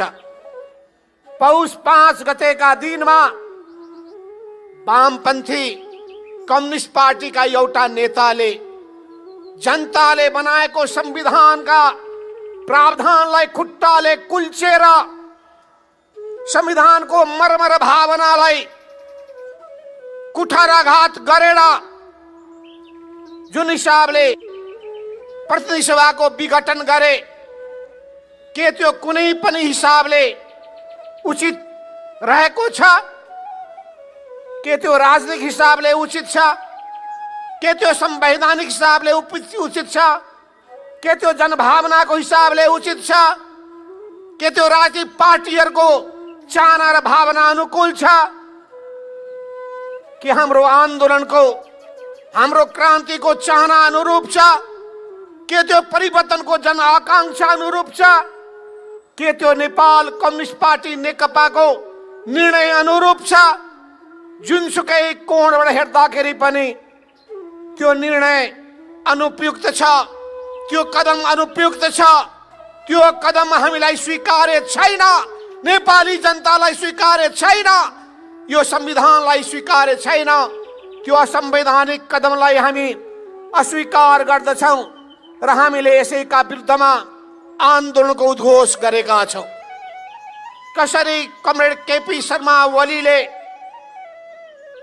आन्दोलनको सन्दर्भमा, गणतन्त्रका विरुद्धको आन्दोलनको सन्दर्भमा त्यो गणतन्त्रको आन्दोलनको खिस्सी उडाएका थिए, खिस्सी टिउरी गरेका थिए, उनले भनेको कुरालाई म स्मरण गराउन चाहन्छु। बैलगाडा चढेर वाशिंगटन पुग्न सकिँदैन, सडकमा सानो स्वरको नारा लगाएर राजतन्त्र फाल्न सकिँदैन, गणतन्त्र ल्याउन सकिँदैन। महामहिम केपी शर्मा ओलीजीले बोल्नु भएको थियो। त्यसो हुनाले उहाँलाई गणतन्त्रप्रति कुनै माया छैन, गणतन्त्रप्रति कुनै निष्ठा छैन, परिवर्तनप्रति अपनत्व बोध छैन। हामीले उहाँ सुध्रिनुहुन्छ कि भनेर अझै पनि आशा गरिरहेका छौँ। अझै पनि हामीले केन्द्रीय कमिटीको सदस्यबाट, पार्टी सदस्यबाट हटाएका छैनौँ। हामीले अन्तिम मौका दिइरहेका छौँ सुध्रिनुहुन्छ कि भनेर। केही कमेडलाई लागेको छ केपी ओलीलाई सुधार्न सकिन्छ कि भनेर। उहाँहरू अझै पनि आशा गरेर बस्नु भएको छ, अझै पनि प्रयास गरिरहनु भएको छ। मैले त भनेको छु त्यो प्रयास जारी राख्नुहोस्। बालुवा टारको बालुवा पेल्दा पेल्दा पेल्दा तेल निस्किन्छ कि तेल निकाल्न सक्नुहुन्छ भने म साबास भन्ने छु। तपाईहरुलाई अझै पनि आशा छ यो बाङ्गो पुच्छरलाई अनि 2-3 को तोरीको तेल लिएर तेल घस्दा घस्दा घस्दा बाङ्गो पुच्छरलाई सोझो बनाउन सकिन्छ कि त्यो पनि गर्न सक्नुहुन्छ भने म तपाईलाई साबास नै भन्ने छु। तर यसका बावजुद पनि हामीले आशा मारेका छैनौं। अझै पनि उहाँले पश्चाताप गर्नुहुन्छ, अझै पनि गल्ती भयो भने स्वीकार गर्नुहुन्छ, अझै पनि उहाँले त्यो असंवैधानिक कदमबाट पछि हट्नुहुन्छ। प्रतिनिधि सभाको पुनर्स्थापनाको निम्ति उहाँ अग्रसर बन्नुहुन्छ भने हामी सबै कुरालाई बिर्सिन तयार छौं। ती सबै कुराको बारेमा टेबलमा बसेर छलफल गर्न तयार छौं।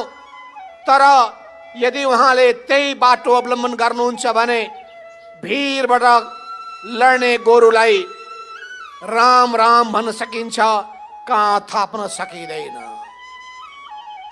काम चलाउ भएका छन् किनभने उनलाई रहर छ पद बाँड्ने, पदको ललिपप बाँडिरहेका छन्। मन्त्री बनाइदिन्छु, मान्छे मुखबाट रियाल चुहाउन थाल्छन्। मन्त्री पाउँछु कि भनेर म सुन्दैछु, तिमीलाई म भोलि टिकट दिन्छु, मेयर बनाइदिन्छु अनि तिमीलाई राजनीतिक नियुक्ति दिन्छु, विभिन्न ठाउँहरूमा तिमीलाई म नोकरी उपलब्ध गराउँछु भनेर लोभ लालसाहरू बाँडिरहेका छन्।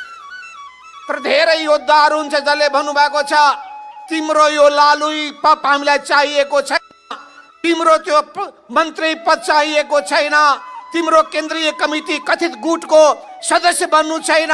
अस्वीकार गरेका छन्, बहिष्कार गरेका छन् र भनेका छन् त्यो बालुवा टारमा बसेका केही व्यक्तिको भेला त्यो सानो गुटको भेला मात्रै हो, त्यो नेपाल कम्युनिस्ट पार्टी नेकपाको बैठक होइन। नेपाल कम्युनिस्ट पार्टी कहाँ छ? हामी अस्ति मण्डेलामा भेला भएर भन्यौं यहाँ छ, हामी यहाँ छ, हामी जिउँदै छौं। हामीले लेखेर काठमाडौँको सडकमा मार्च गर्यौं। हामीले सूर्य चिन्ह फहराउँदै हिँड्यौं। सूर्य कहाँ छ? नेपाल कम्युनिस्ट पार्टी नेकपा जहाँ छ सूर्य चिन्ह यहाँ छ, बालुवा टारमा छैन। छ भने यहाँ छ, जनताको माझमा छ।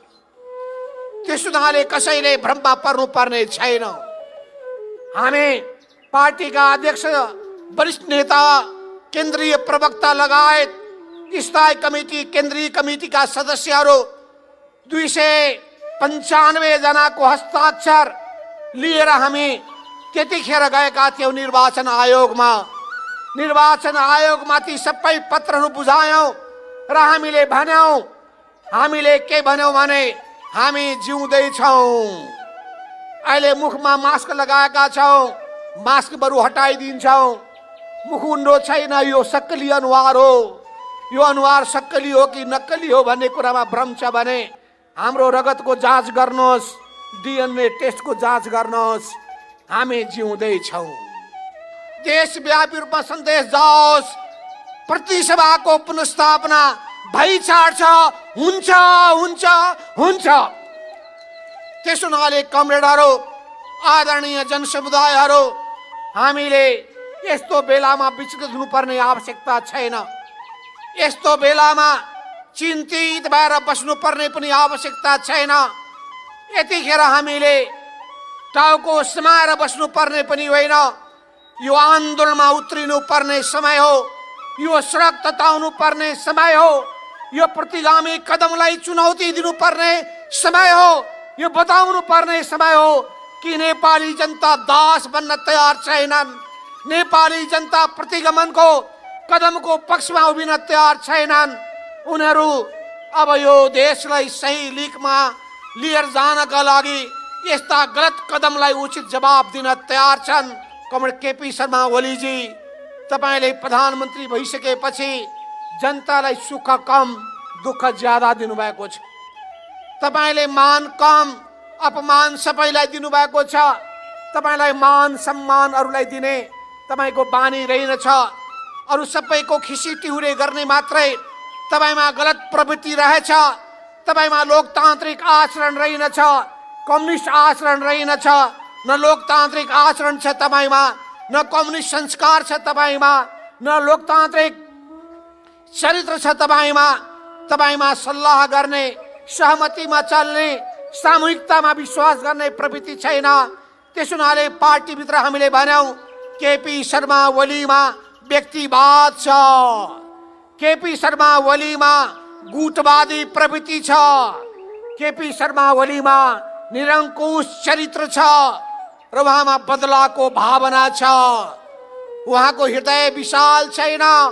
उहाँ सबैलाई समेटेर जान चाहनुहुन्न। न राष्ट्रियताको पक्षमा उहाँ दरो गरी उभिनु भएको छ। उहाँ खालि म्यानिपुलेसनमा विश्वास गर्नुहुन्छ।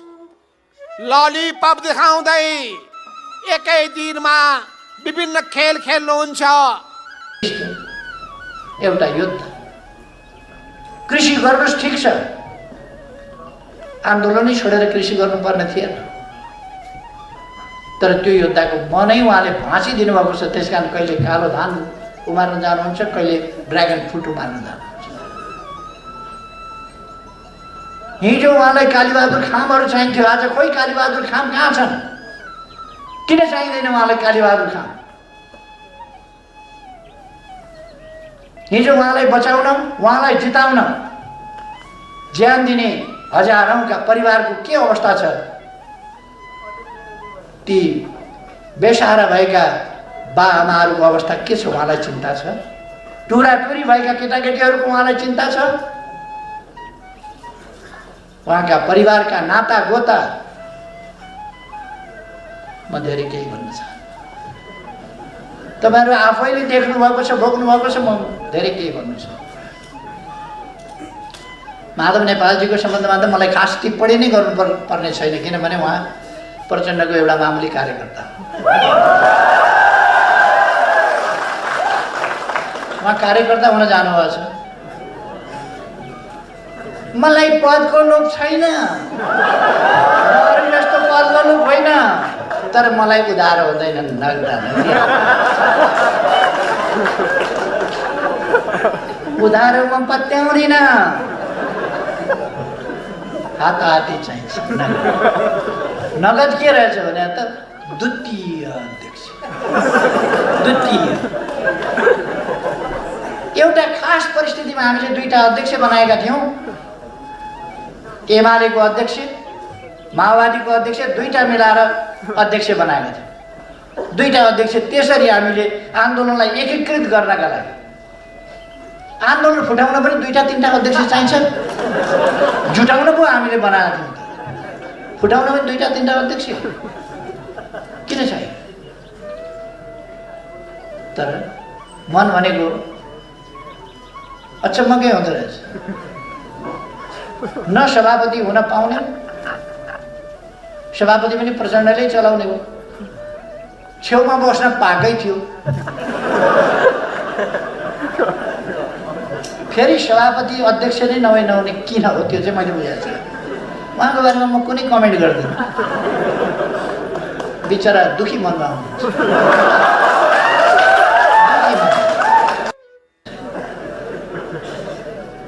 अलिक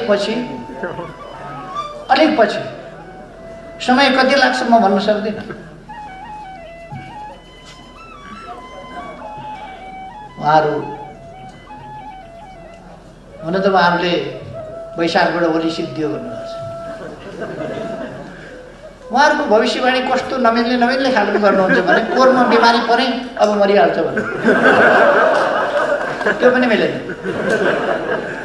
पोहोर बराबरै म बिमारी परेँ, ब्याङ्कक गएँ उपचार गराउन, काठको बाकसमा फर्किन्छ भन्नु। म त प्लेनको सिटमै बसिरहेको। अस्ति म आकस्मिक रूपमा इन्फेक्सन भयो, अपरेसन गर्नु पर्यो। अपरेसन कहिले कहिले जटिल हुन्छ। अब गयो भनेर खुसी।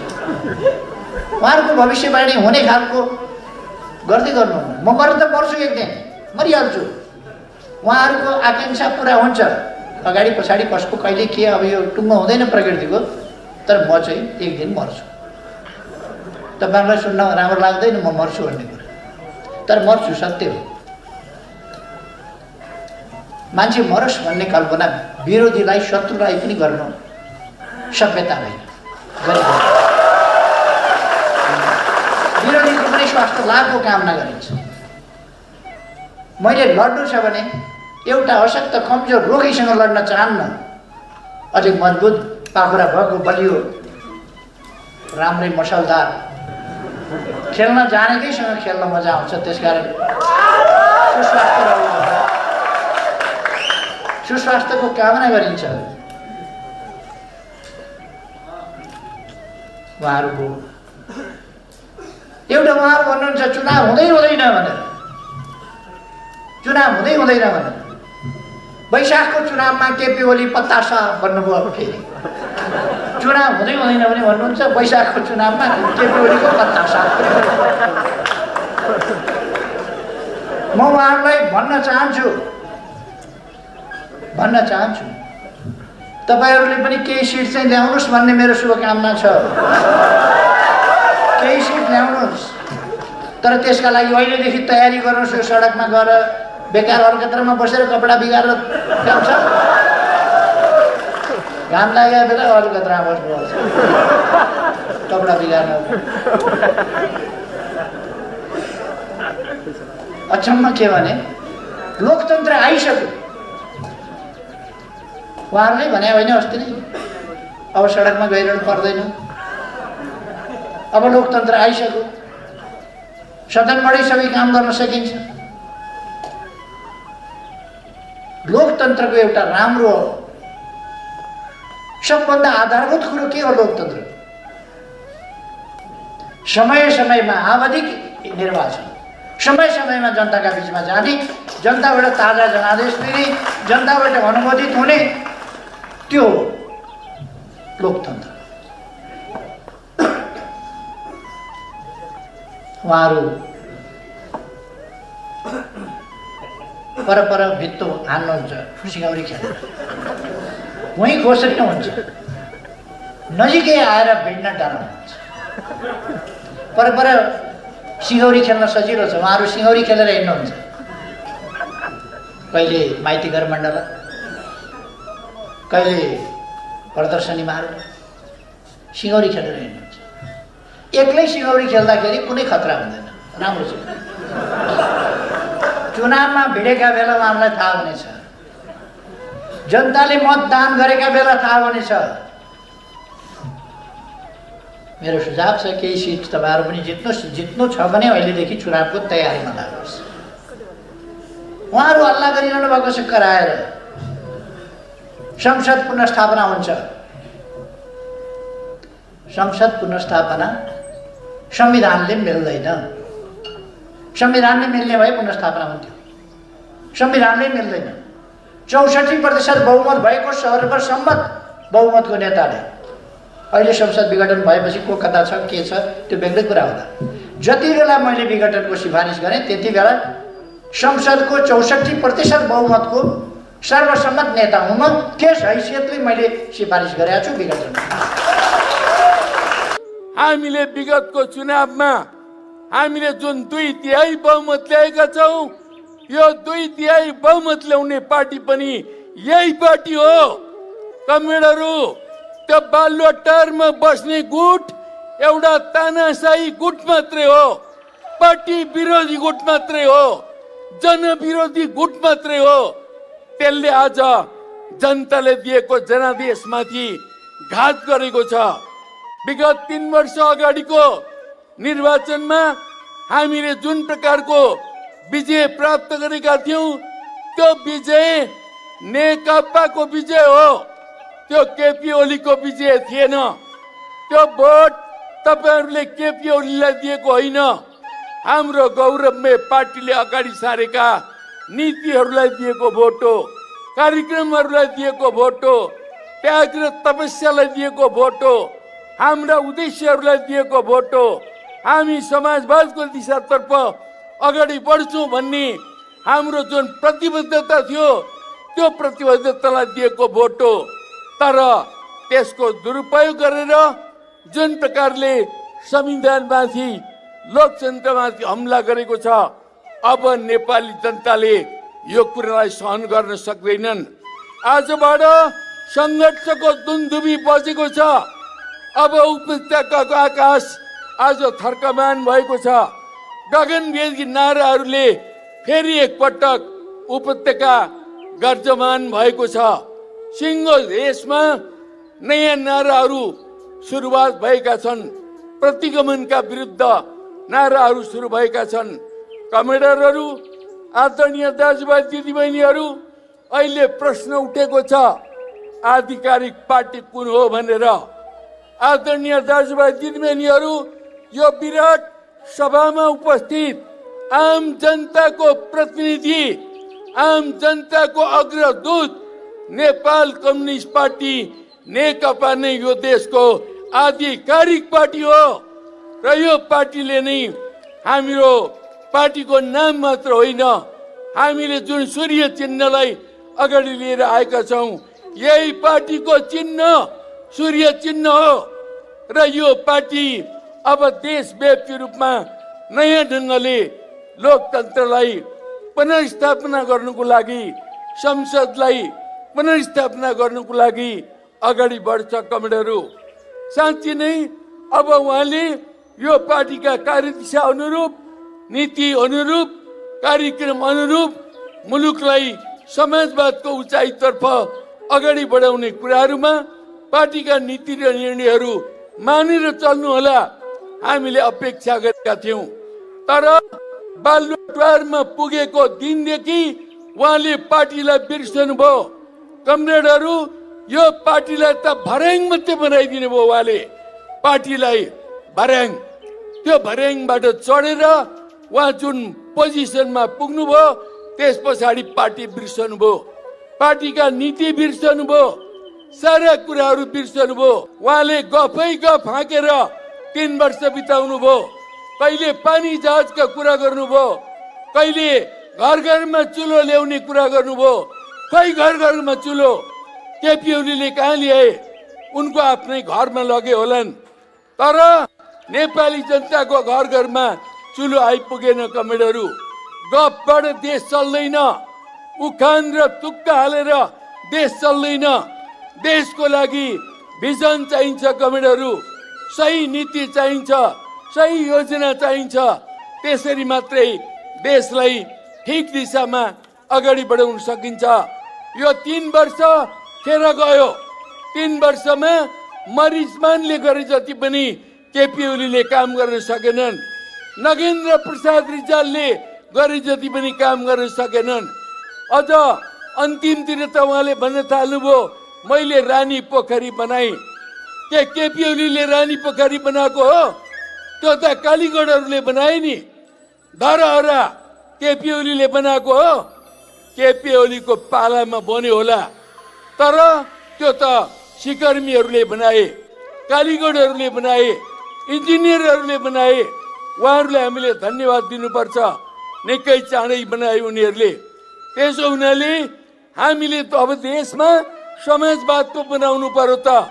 हामीले संविधान सभा मार्फत संविधान बनायौँ।